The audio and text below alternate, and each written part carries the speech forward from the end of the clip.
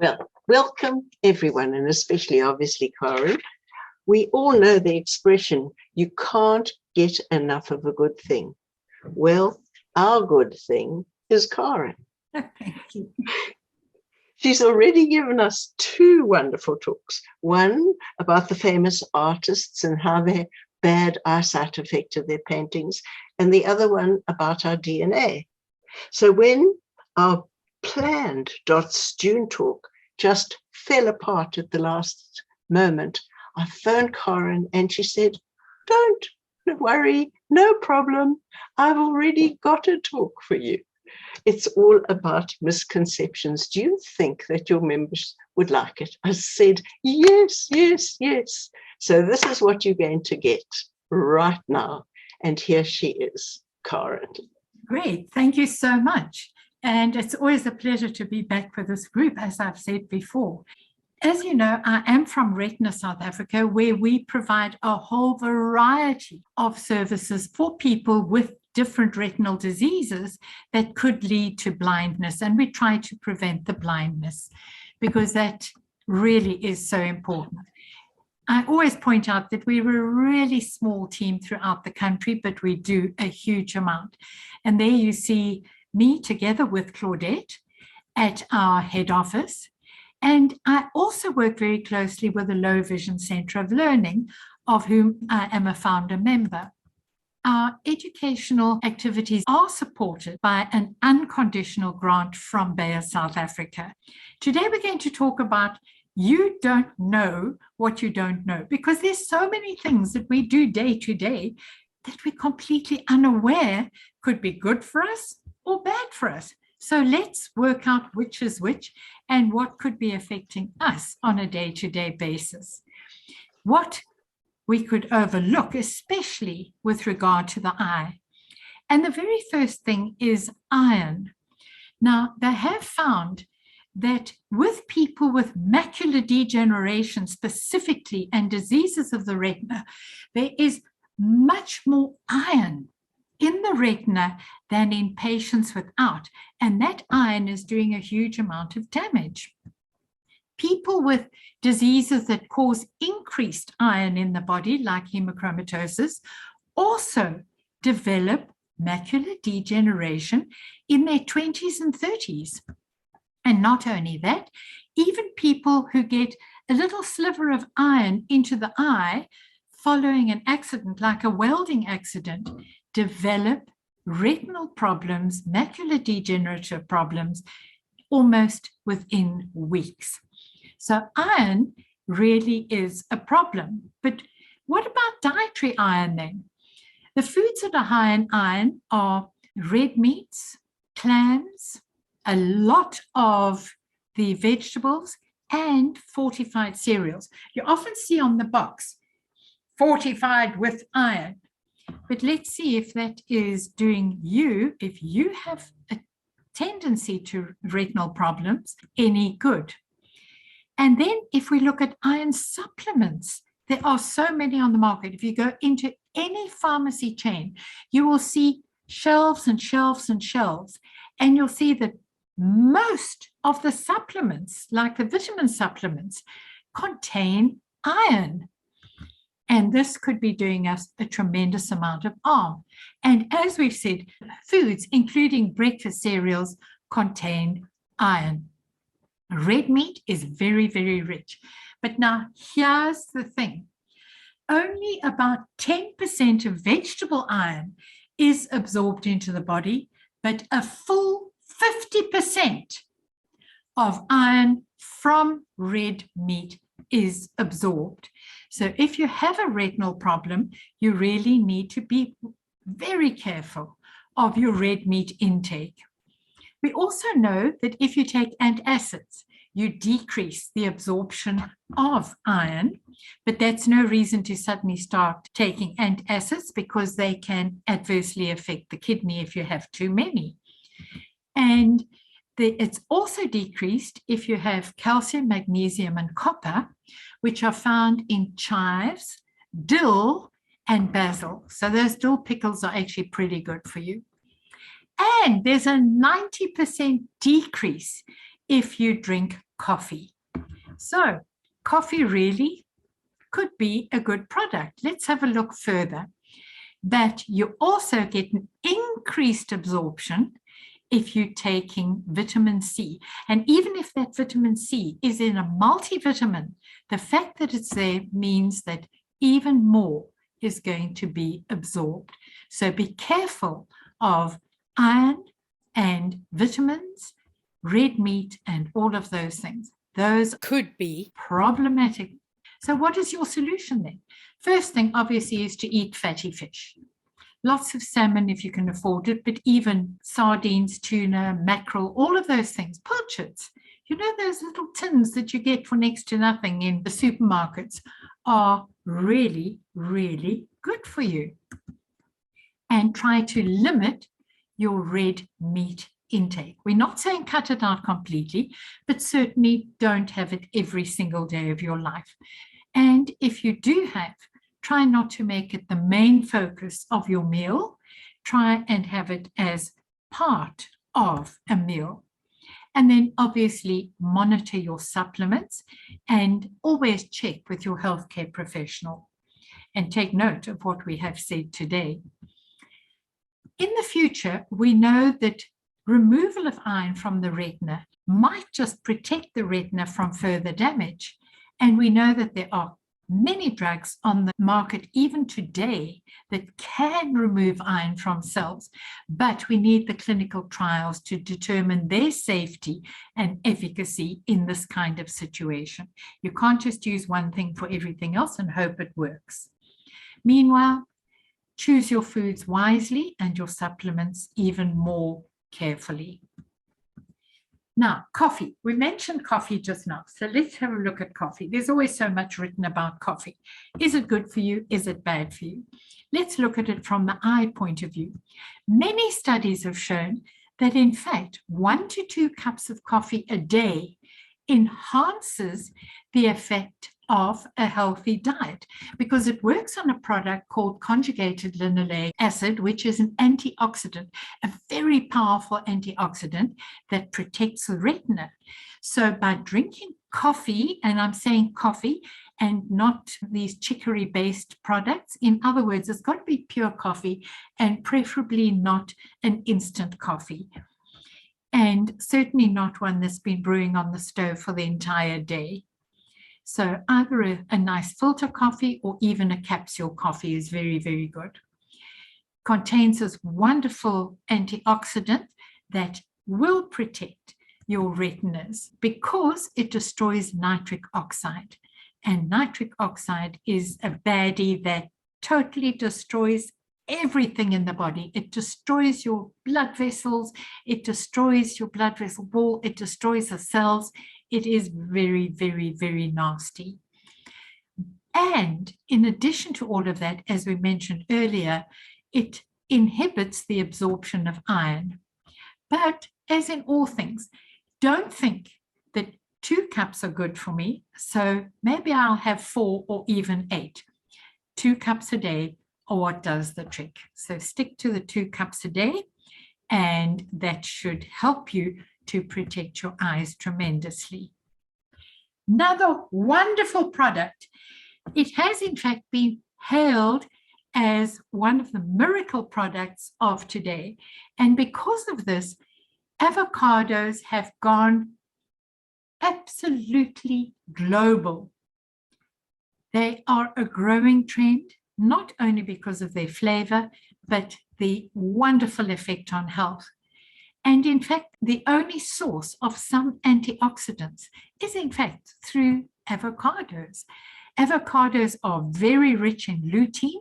And if you look at the supplements that protect the eye, they all contain lutein. Not only that, there are 80 micrograms in one little avo compared with 10 in your daily supplement. So you are getting a very rich natural source of lutein that really protects the eye. So it is a wonderful product, a wonderful antioxidant, and again, one of the more powerful things to protect the retina. So between coffee and avocados, you'll be doing yourself a huge favor. And not only that, it helps to filter blue light. And as we've said before, blue light destroys the retina. It's as bad as looking directly into the sun, just a lot more slowly. So avocado, if we even look at a quarter of an avo, it's 256 kilojoules, which is not the end of the world. It contains 6 grams of monounsaturated fat, which is wonderful. Monounsaturated fat is that fat that travels through the blood vessels almost like a vacuum cleaner and sucks up all that nasty cholesterol deposit that clings to the blood vessel walls. It sucks it all up and gets rid of it. It only contains 3.4 grams of carbohydrate, and that is less than 1 little teaspoon of sugar. It also contains 3 grams of fiber, which is very good for you, and all kinds of wonderful vitamins that are going to protect you even further, in addition to beta carotene and omega-3 fatty acids. So it's not surprising then that avocados have been hailed as the wonder product, as though they've just developed them or discovered them of the 21st century. I mentioned blue light a moment ago. Just remember that blue light is unfortunately in the spectrum of vision, that light that penetrates directly through onto the macula, onto the retina at the back of the eye. And there, if there's too much blue light, it causes tremendous damage to the light-sensitive cells because they cannot cope with so much. And it's not surprising that when you find people at computers and at their devices and iPads and phones all day long, that they suffer from this eye fatigue. It's their eyes telling them, it's enough already, we can't take it anymore. Please stop. So, as I've just said, smartphones, tablets, computers, all emit blue light. And the only way to protect yourself from these electronic devices is, number one, not to use them. You can use your device at an angle so you're not getting that direct thing coming into the eye, but also you can wear blue light blocking glasses, which are little yellow glasses, and you can use a screen filter. And on all devices, you get a free app that says blue light blocker. Comes with 101 different names. I've got three or four on my phone. And you can take advantage of the comfort view settings. And always reduce glare from your screen. Try to work at the lowest light that you are comfortable with. And sit far enough away from your screen so that you're not absorbing that blue light 100%. Now I'm going to talk about another product that you might not have heard about, but that you do consume regularly. Homocysteine is a toxin in the body. It is so toxic that it is regarded as actually frankly dangerous. And what homocysteine does is it gets into that retina and destroys the retinal cells and the blood vessels. So homocysteine is a big problem, but where does it come from? It comes from protein metabolism, most specifically meat and dairy. So if you are having meat and dairy, you are taking in pure homocysteine because that's what it breaks down into your body. And that then goes into your body and is very destructive to the blood vessels and everything else. The only way to get rid of it is to take vitamin B6, B12, and folic acid, preferably the 3 together. And if you can take those, you can protect yourself to a certain degree from the harmful effects. As these levels of homocysteine rise in the blood vessel, it starts to destroy. It works almost like a grater along the little blood vessels and also on the cell walls. It causes scarring of that epithelium. And then you start getting fat accumulating on that scalp. And this is the basis of a cholesterol plaque or an atheromatous plaque. And it also, those of you who know about macular degeneration, you know that one of the major problems that we face is a product called VEGF. VEGF is what causes the little blood vessels to proliferate and grow, and they rupture and they can cause blindness. And it increases VEGF 4 to 8-fold. So homocysteine really is a dangerous, dangerous, dangerous product. As it destroys that cell wall, it's not surprising that that lipid accumulation eventually ends up as a clot. And this clot could be to the heart, to the leg, to the brain. It could, therefore, in other words, be causing a stroke, a heart attack, amputation of the limb. Or if it's one of the tiny little blood vessels to the eye, that retina no longer gets nourishment and it can and will die. The only way to overcome this is to eat lots of green leafy vegetables with this. Kale, spinach, beet greens, things like that. And funny enough, eggs. Now, I'm going to talk about eggs separately because this is another story that we always hear so much about on social media and don't really understand. And we know that homocysteine is exacerbated by smoking. So once again, moenie rook nie. Smoking is dangerous, and alcohol just in moderation. 1 moderate glass of wine a day or a small tot of whatever you're having. Now, interesting, eggs. And this is research that was first started in South Africa in 1986 by a doctor in Potchefstroom, can you believe? And she started this research that was picked up in Australia, where they then looked at more than 2,000 people in Australia over 10 years. And over that 10 years, they found that having 2 to 4 or 5 to 6 eggs a week was associated with 54 for the 2 to 4, or a 65% reduction in macular degeneration. That's just by having basically 1 egg a day. So if you can have an egg a day in any form, doesn't matter how, obviously try not to have it fried, but in any other form is absolutely fine. They also found that with the 15 years follow-up, they followed the same people for a further 5 years, that 1 egg a week, just 1 a week, was associated with a 46% reduction in developing macular degeneration.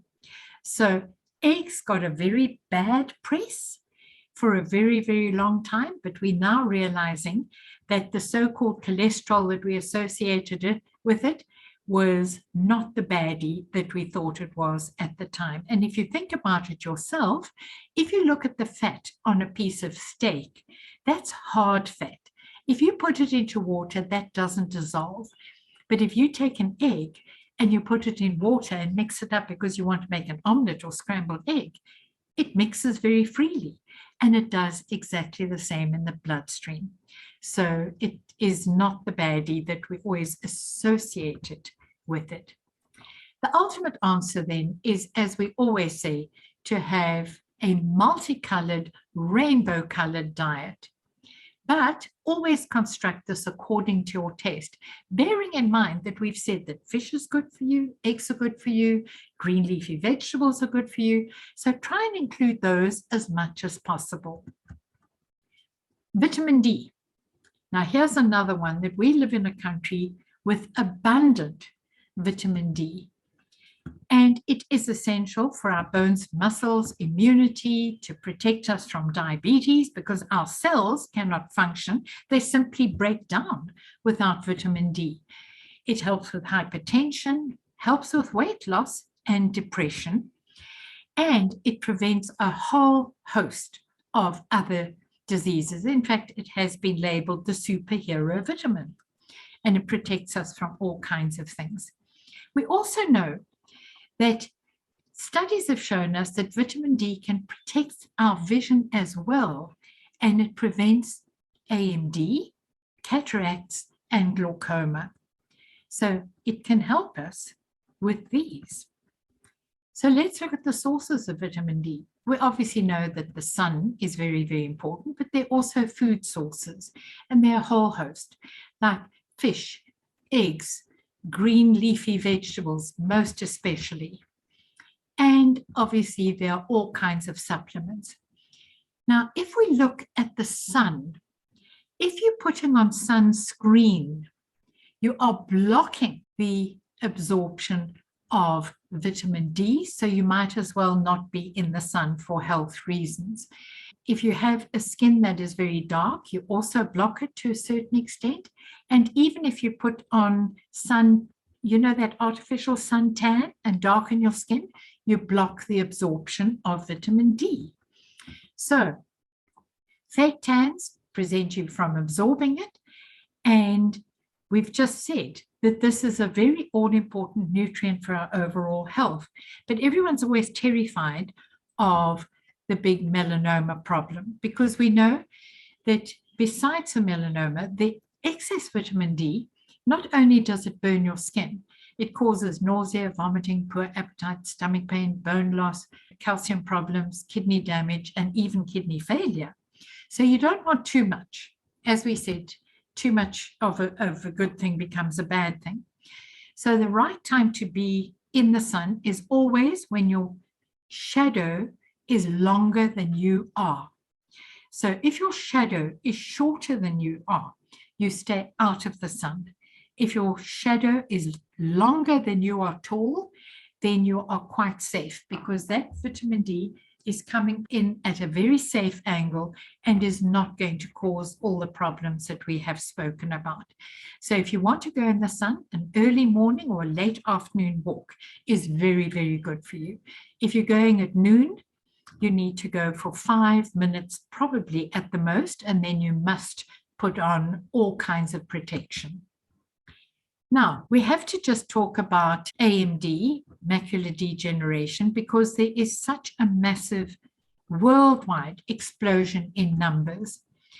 And I always do mention that there are different treatments, different injections into the eye that all look alike. And please remember, because we come across this problem every single day at Retina South Africa, where a product is not working for a person, and for some reason, everyone is very reluctant to change them onto one that will work. Because as we said in our genetic talk, if one doesn't work for you, one of the others almost definitely will. Now let's go on to another product, and this is the blood thinners. Now, blood thinners are a balancing act in the body, because here we know that you need blood thinners because of the risk of myocardial infarct, that's heart attack, stroke, clots, and damage to the eye, etc., etc. But blood thinners can increase hemorrhages, especially in those little fragile vessels in the eye. So we need to be very careful. Your medical professional will guide and advise you. And this is one of the reasons why you need to have that regular blood check to make sure that they are working at the right level and that your clotting factors are at the correct level. To confuse the issue then, green leafy vegetables increase vitamin K, so that'll increase clotting. So if you're having a certain diet, it could be a problem if you're having a whole lot one day and nothing the next day. So just be careful about that and do mention it to your doctor. You need to continue with an optimal diet for other benefits and not go, I'm going to have all my spinach for the week today and not worry for the next 6 days. You can't do it that way, especially if you're on blood thinners. Be very, very careful. We also know that there are many different AREDS2 formulations on the market, and these are the so-called eye vitamins.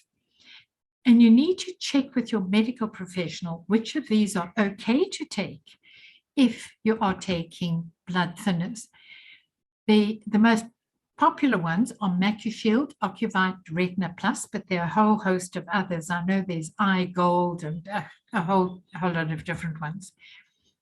And if we look at one specifically, and this is Ocuvite, we often get asked about Ocuvite Complete and Ocuvite Lutein, two different formulations for seemingly the same product. Ocuvite lutein is specifically given if you are on a blood thinner, because you cannot take the ARIDS2 formula as it stands with a blood thinner because of the amount of vitamin D in it that is going to interfere with your clotting mechanism. So that is the reason that you'll notice that the lutein, Ocuvite lutein, has a fraction of the amount of vitamin E that ordinary Ocuvite has. So just be very aware of that. Allopurinol, this is a product that is given for people with gout. Now, interestingly enough, they found a very direct link between gout and macular degeneration, but, is this maybe due to other factors? Was it age that you get gout and all of these things? Or a lot of doctors started to look at the medication. Is it the allopurinol doing this?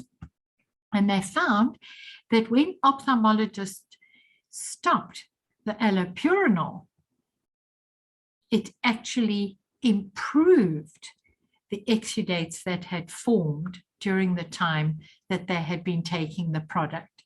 So just always discuss if you have gout and you have, once again, a problem with AMD, maybe just chat to your ophthalmologist about this link and then weigh up what other steps you could take. Ibuprofen, yet another one.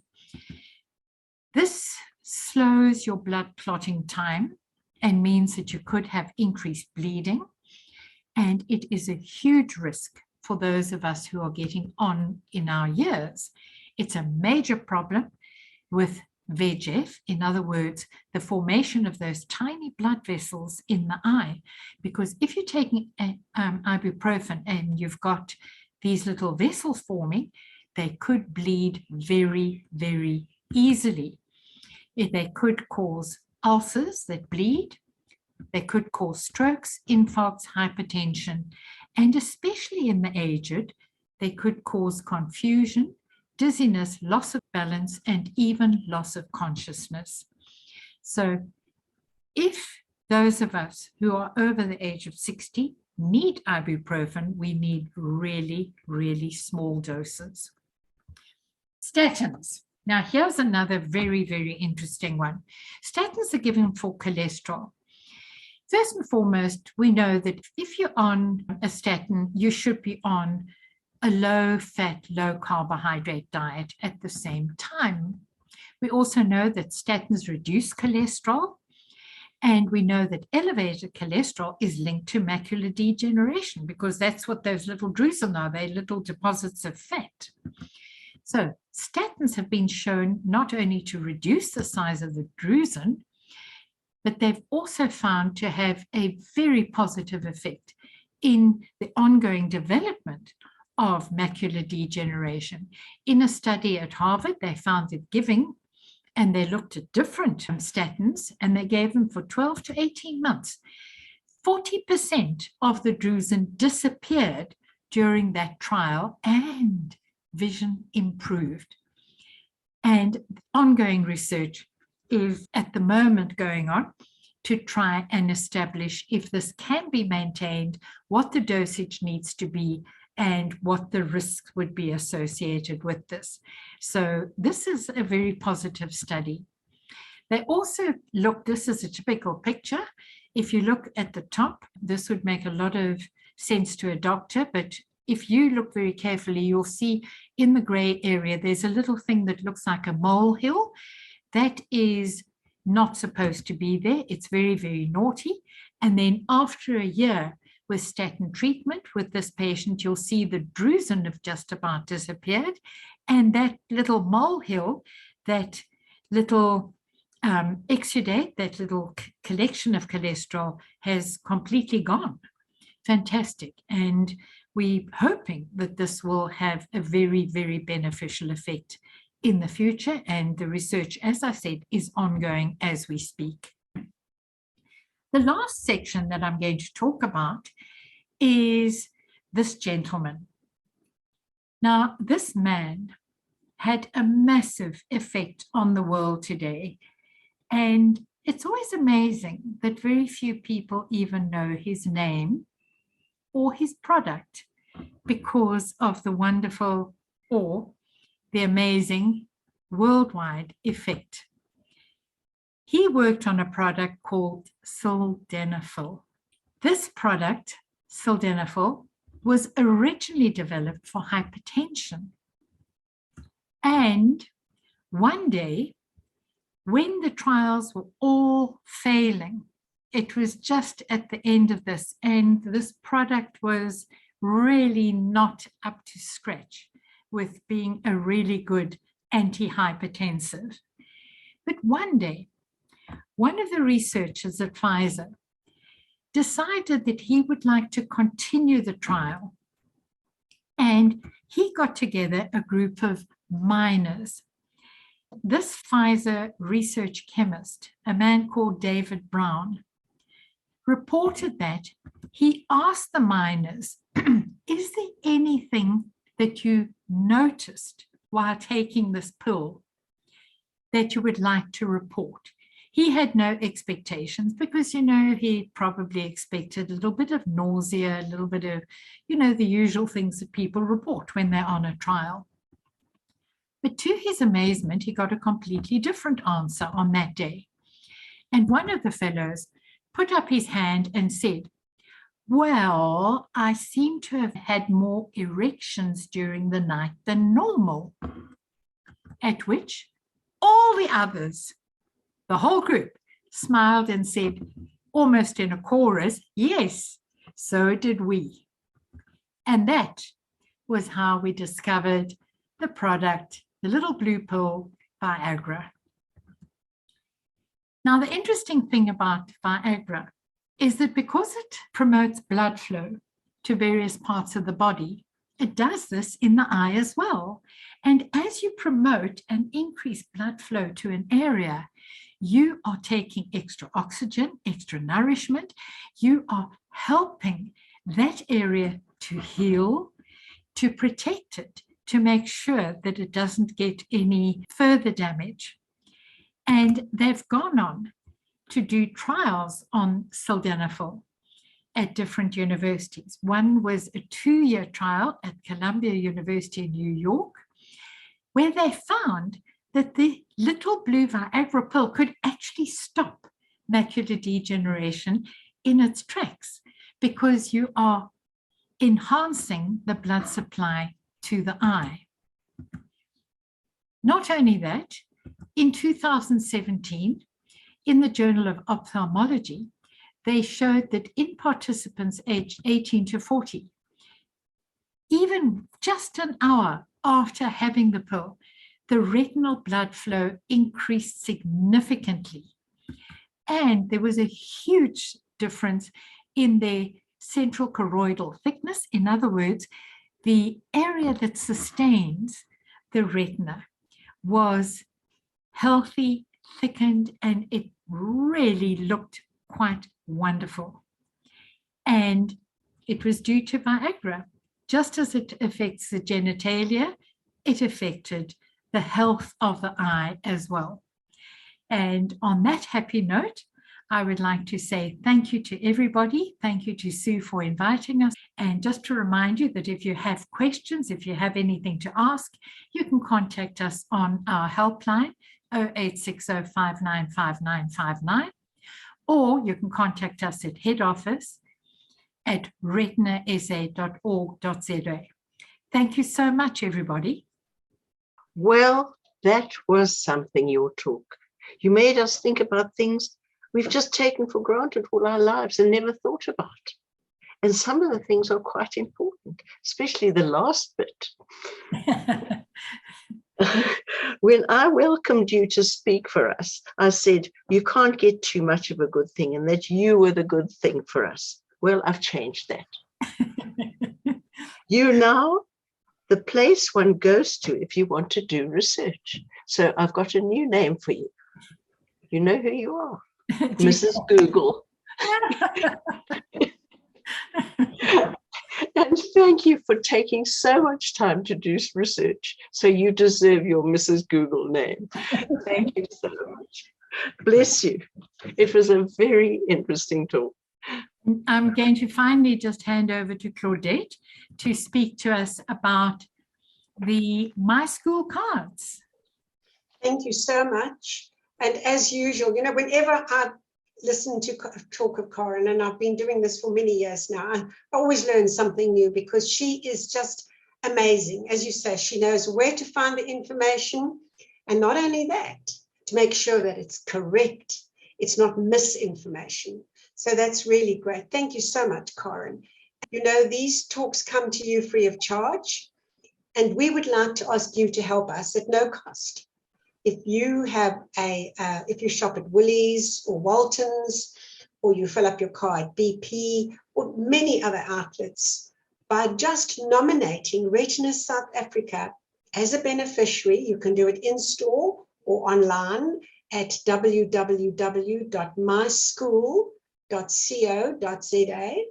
Nominate us as a beneficiary, and when you shop, we will get a small donation. And with your help, we can increase those donations because those donations fund our patient services. And our awareness project, like this one that we do for you, and as Corinne said, for U3A and other groups, for doctors, for nurses, for teachers, for social workers, we try to get the message out there of giving correct information and life-changing information. So thank you very much, all of you. And as we said, if you'd like to go onto our list, please email my head office at retinasa.org.za, and Linda will put you on the list and you will get invites to the other talks as well. Thank you. May I speak now? Yes. I wanted to say you are very kindly going to tape this talk, and we're sending it to all our members. And I think that there was such an amount of information. No human being could possibly take it in at one time. And we've got to replay it to ourselves again and again. So thank you so much for saying you will send us the tape and we will let everybody have it. Bless you. And we will send you, Corinne will send you the link when it's available. She'll have to edit it, and it will be on our YouTube channel.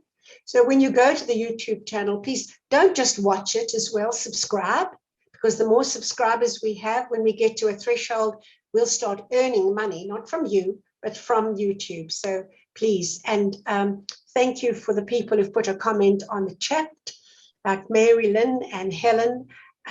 Thank you very much, and we hope you enjoyed it, and we'll see you next time.